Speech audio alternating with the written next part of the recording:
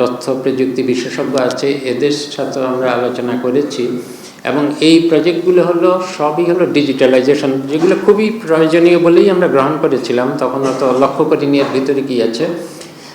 সেইটা হলো যে পরিকল্পনা কমিশনের যে কাজগুলো, প্রকল্প, এগুলো ডিজিটালাইজেশন করা। পাবলিক প্রকিউরমেন্ট অ্যাক্ট, যেটার কথা বললাম নতুন করে যে করা হয়েছে,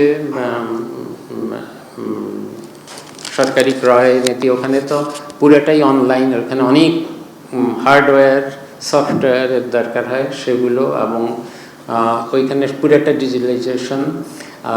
আমাদের বিবিএস, বাংলাদেশ পরিসংখ্যান ব্যুরো, এইটারও সব যত ডেটা আছে, বিশেষ করে এই যে প্রত্যেক বছর কত প্রবৃদ্ধি, জিডিপি প্রবৃদ্ধি হলো, কত ইনফ্লেশন হলো, এগুলো যে কন্ট্রোভার্সি হয়, এটা আর হবে না, সবগুলোই ডিজিটালাইজ থাকবে এবং যে কেউ এগুলো দেখতে পারবে। ডিজিটালাইজ না থাকলে হাতে লিখলে আর বিশেষ করে পেন্সিলে লিখে একটু পরপর ঘষে আবার আরেকটা লেখা, এগুলো তো সন্দেহজনক। এগুলো ডিজিটালাইজ থাকলে এইসব অস্পষ্টতা, এইসব সন্দেহ চলে যাবে। আমাদের আছে, সেক্রেটারি মহোদয় আছেন এখানে, আমরা এগুলো একটু সংস্কার করেও দিয়ে যাচ্ছি। আরও কিছু, বা এনবিআর পুরোটা ডিজিটালাইজড হচ্ছে, এবং মহাহিসাব নিরীক্ষক ও পরিদর্শক বোধহয়, সেই অফিসের সব কিছু ডিজিটালাইজড হচ্ছে। এখন এই প্রকল্পগুলোর ভিতরে ঢুকে আমরা যে দেখেছি এবং যেগুলোতে এখন আমরা এটা রিভিশন করছি, আমাদের এই সচিব, নতুন সচিব শাকিল সাহেবও আমাদের খুব সহায়তা করছেন, এবং আইসিটি আমাদের যে প্রধান উপদেষ্টার বিশেষ সহকারী, উনি সবগুলোকে দেখে সবগুলোর উপর কমেন্ট করে, এই 5টার উপর কমেন্ট করে যা কমেন্ট করেছেন, এটা একটা বইয়ের মতো হয়ে গেছে। এত সংশোধন করার প্রয়োজন। এবার বোঝা যায় যে আমরা বিদেশ থেকে আসা প্রকল্প না দেখে নিয়ে ফেললে কি হয়। এই প্রকল্পগুলোর ক্ষেত্রে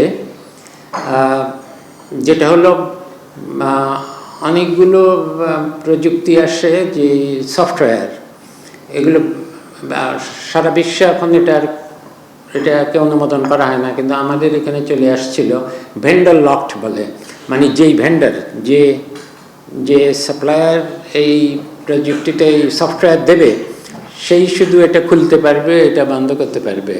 তার মানে হলো এটা সানবিট সব দিবে সামাল। সানবিট ম্যাজিক প্রেস, ডিশওয়াশিং এর মাথা ঘোরানো সলিউশন। কিছু নষ্ট হলে আবার তাকে নিয়ে আসতে হবে এবং তাকে দিয়েই শুধু এটাকে ঠিক করতে হবে, এবং এই প্রযুক্তি হস্তান্তর হবে না, কারণ আমাদের দেশের যে যারা এটার সাথে কাজ করছে পরামর্শক হিসাবে, তারা তো এটা শিখছে না। তো ভেন্ডর লকড কোনো সফটওয়্যার থাকতে পারবে না।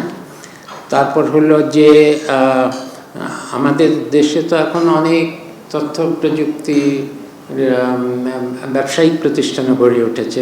বুয়েটও নিজে ব্যবসায়িকভাবে অনেক প্রকল্প নিয়ে থাকে। এখন এখানে যেভাবে আছে, বলা আছে যে এটা আন্তর্জাতিকভাবে এইসব প্রকল্পগুলোর কী করা হবে, দরপ্রাপ্ত আহ্বান করা হবে। মুশকিল হলো আন্তর্জাতিকভাবে করলে আবার শর্ত থাকে যে যারা ইয়ে করছে, ভেন্ডার বা যারা যেই প্রতিষ্ঠান হ্যাঁ, যারা কী বলে এটাকে, যে পাবলিক প্রকিউরমেন্টের দরপ্রাপ্ত টেন্ডার, যারা টেন্ডার করছে, এদের এটা শুনতে খুব নিরীহ শোনায়, যে দেশের ভিতরে ভালো থাকলে তারাও প্রতিযোগিতা করতে পারবে, তারা দেশে আছে বলে তাদের তো সস্তা হবে, খরচও কম হবে। কিন্তু বলা থাকে যে এদের প্রতিষ্ঠান হিসেবে, ব্যবসায়িক প্রতিষ্ঠান হিসেবে এদের হয়তো 50 মিলিয়ন আগে কাজ করার অভিজ্ঞতা থাকতে হবে। এই একটা শর্ত দিলেই তো দেশের সব, এরা যত ভালোই হোক, এরা তো আর অত বড় প্রজেক্ট করেনি আগে, যে তার এত অভিজ্ঞতা এবং কাজের মান তো আর ওই কত ব্যবসা করেছে তার উপর নির্ভর করে না। কাজেই আমরা যতদূর পেরেছি এই শর্ত জুড়ে দিচ্ছি যে প্রকল্পগুলো বাস্তবায়নের সময় যেই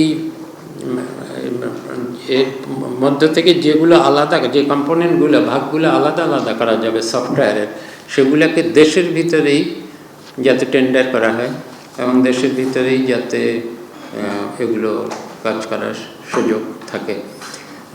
আর সবগুলো প্রযুক্তির এইসব বিদেশ ভ্রমণ, পরামর্শক নিয়োগ, আপ্যায়ন ভাতা, এগুলো সব দেখে থেকে শাকিল সাহেব সবাইকে 5টা যেই 5টা প্রতিষ্ঠান যাদেরকে দেওয়া হচ্ছে সফটওয়্যার ডিজিটালাইজেশন, তাদেরকে ডেকে একাধিকবার বৈঠক করা হয়েছে। তার ফলশ্রুতিতে দেখা গেল যে কত পার্সেন্ট, 500 কোটি টাকা, মানে হলো 20%। দেখা গেল যে খরচের 20% কমানো গেছে।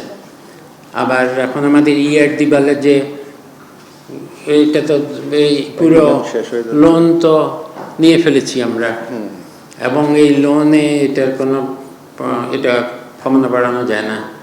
তো আমি বলি এটা কি কোনো কথা হলো? আমরা কোনো দরকার নাই কেন টাকা নেব? এটাকে আমরা 20% আলাদা করে রেখেছি, এটার দরকার নেই এখন।